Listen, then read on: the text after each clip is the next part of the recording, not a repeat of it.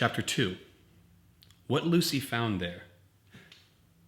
"Good evening," said Lucy, but the fawn was so busy picking up his parcels that at first he did not reply. When he had finished, he made her a little bow. Good evening," said the fawn. "Excuse me, I don't want to be inquisitive, but should I be right in thinking you're a daughter of Eve?" "My name's Lucy," she said, not quite understanding him. "But you are, forgive me, you are what they call a girl?" asked the fawn. Of course I'm a girl," said Lucy. You are in fact human?" "Of course I'm human," said Lucy, still a little puzzled. To be sure, said the fawn. "How stupid of me, but I've never seen a son of Adam or a daughter of Eve before. I'm delighted, that is to say," and then he stopped, as if he was going to say something he had not intended but remembered in time. Delighted, he went on. "Allow me to introduce myself. My name is Tumnus." "I am very pleased to meet you, Mr. Tumnus," said Lucy. "And may I ask, O daughter of Eve," said Mr. Tumnus, "how have you come into Narnia?" "Narnia? What's that?" said Lucy.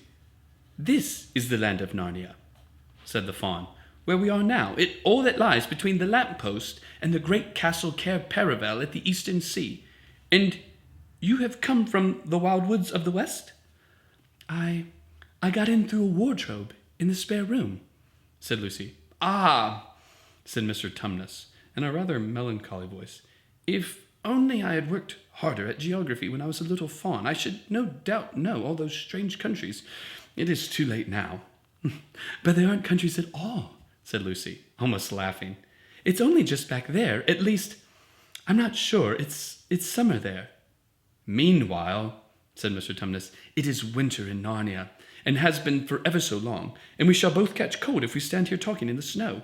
Daughter of Eve, from the far land of Spare where eternal summer reigns in the bright city of Wardrobe, how would it be if you came and had tea with me?"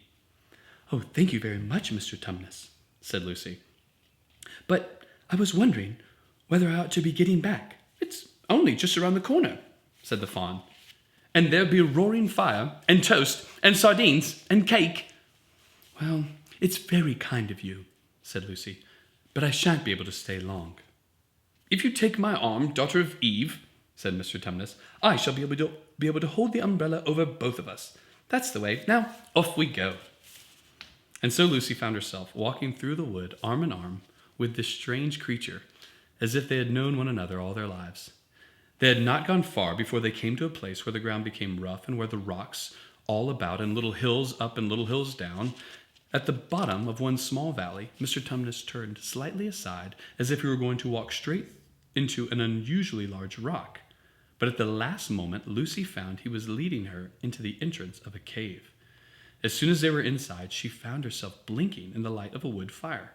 Then Mr. Tumnus stood and took a flaming piece of wood out of the fire and a neat little pair of tongs and lit a lamp. "Now we shan't be long," he said, and immediately put a kettle on. Lucy thought she had never been in a nicer place. It was a little, dry, clean cave of reddish stone with a carpet on the floor and two little chairs. "One for me and one for a friend," said Mr. Tumnus. "And a table and a dresser and a mantelpiece over the fire, and above that a picture of an old fawn with a gray beard. In one corner there was a door, which Lucy thought must lead to Mr. Tumnus's bedroom, and on one wall was a shelf of books. Lucy looked at these while he was setting out the tea things. They had titles like The Life and Letters of Silenus, or Nymphs in Their Ways, or Men, Monks, and Gamekeepers, A Study in Popular Legend, or Is Man a Myth? "Now, daughter of Eve," said the fawn. And really it was a wonderful tea. There was a nice brown egg, lightly boiled for each of them, and then sardines on toast, and then buttered toast, and then toast with honey, and then a sugar-topped cake. And when Lucy was tired of eating, the fawn began to talk. He had wonderful tales to tell of life in the forest. He told about the midnight dances and how the nymphs who lived in the wells and the dryads who lived in the trees came out to dance with the fawns, about long hunting parties after the milk-white stag who could give you wishes if you caught him, about feasting and treasure-seeking with the red dwarves in the deep mines and caverns far beneath the forest floor, and then about summer and the woods when the woods were green and old Silenus and his fat donkey would come to visit them, and sometimes Bacchus himself. And then the streams would run with the wine instead of water, and the whole forest would give itself up into jollification for weeks on end. Not that it isn't always winter now, he added gloomily. Then to cheer himself up, he took out from his case on the dresser a strange little flute that looked as if it were made of straw, and began to play. And the tune he played made Lucy want to cry and laugh and dance and go to sleep all at the same time.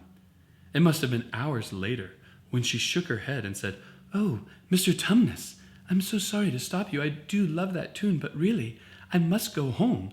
I only meant to stay here for a few minutes." "It's no good now, you know," said the fawn, laying down his flute and shaking his head very sorrowfully. "No good?" said Lucy, jumping up and feeling rather frightened. "What do you mean?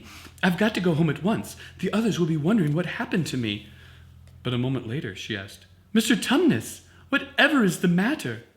For the fawn's brown eyes had filled with tears, and then the tears began trickling down his cheeks, and soon they were running off the end of his nose, and at last he covered his face with his hands and began to howl. "Mr. Tumnus, Mr. Tumnus," said Lucy in great distress. Don't, what's the matter? Aren't you well? Dear Mr. Tumnus, do tell me what's wrong." But the fawn continued sobbing as if his heart would break. And even when Lucy went over and put her arms round him and lent her handkerchief, he did not stop. He merely took the handkerchief and kept on using it, wringing it out with both hands whenever it got too wet to be of any use anymore, so that presently Lucy was standing in a damp patch. "Mr. Tumnus," bawled Lucy in his ear, shaking him. "Do stop! Stop at once! You ought to be ashamed of yourself, a great big fawn like you. What on earth are you crying about?" Oh, sobbed Mr. Tumnus. "I'm crying because I'm such a bad fawn." "I don't think you're a bad fawn at all," said Lucy. "I think you're a very good fawn. You're the nicest fawn I've ever met." Oh, you wouldn't say it if you knew," replied Mr. Tumnus between his sobs. "No, I'm a bad fawn. I don't suppose there was a worse fawn since the beginning of the world." "What have you done?" asked Lucy. "My old father now," said Mr. Tumnus. "That's his picture over the mantelpiece. He would never have done a thing like this." "A thing like what?" said Lucy. "Like what I've done," said the fawn. "Taken service under the White Witch. That's what I am. I'm in the pay of the White Witch." "The White Witch? Who is she?" "Why, it is she who's got all of Narnia under her thumb. It is she that makes it always winter, and never Christmas. Think of that." "How awful," said Lucy. "But what does she pay you for?" "That's the worst of it," said Mr. Tumnus with a deep groan. "I'm a kidnapper for her. That's what I am. Look at me, daughter of Eve. Would you believe that I'm the sort of fawn that would meet a poor innocent child in the wood, one that had never done me any harm, and pretend to be friendly with it, invite it into my cave, all for the sake of lulling it to sleep and then handing it over to the White Witch?" "No," said Lucy. "I'm sure you wouldn't do anything of the sort." "But I have," said the fawn. "Well?" said Lucy rather slowly, for she wanted to be truthful and not yet be too hard on him. "Well, that was pretty bad. But you're sorry for it, and I'm sure you'll never do it again." "Daughter of Eve, don't you understand?" said the fawn. "It isn't something I have done. I'm doing it now, this very moment." "What do you mean?" cried Lucy, turning very white. "You are the child," said Mr. Tumnus. "I had orders from the White Witch that if I ever saw a son of Adam or a daughter of Eve in the wood, I was to catch them and hand them over to her. And you are the first I've ever met, and I've pretended to be your friend and asked you to tea, and all the time I've been meaning to wait till you were asleep and then go and tell her." "Oh, but you won't, Mr. Tumnus," said Lucy. "You won't. You will not. You won't, will you? Indeed, you really mustn't." "And if I don't," said he, beginning to cry, "she's sure to find out. And she'll have my tail cut off and my horns sawn off and my beard plucked out, and she'll wave her wand over my beautiful cloven hoods and turn them into horrid solid hood like a wretched horse's. And if she is extra specially angry, she'll turn me into stone, and I shall be only a statue of a fawn in her horrible house until all the thrones at Cair Paravel are filled. And goodness knows when that will happen, or whether it will ever happen at all." "I'm very sorry, Mr. Tumnus, but please let me go home." "Of course I will," said the fawn. "Of course I've got to. I see that now. I hadn't known what you humans were like before I met you. Of course I can't give you up to the witch. Not now that I know you. But we must be off at once. I'll set you back to the lamppost. I suppose you can find your own way back there to spare and wardrobe. I'm sure I can, said Lucy. We must go as quietly as we can, said Mr. Tumnus. The whole wood is full of her spies. Even some of the trees are on her side. They both got up and left the tea things on the table. And Mr. Tumnus once more put up his umbrella and gave Lucy his arm, and they went out into the snow. The journey back was not at all like the journey to the fawn's cave. They stole along as quickly as they could without speaking a word, and Mr. Tumnus kept to the darkest places. Lucy was relieved when they reached the lamppost again. Do you know your way from here, daughter of Eve? Said Tumnus. Lucy looked very hard between the trees and could just see in the distance a patch of light that looked like daylight. Yes, she said, I can see the wardrobe door. Then be off as quick as you can, said the fawn. And can you ever forgive me for what I meant to do?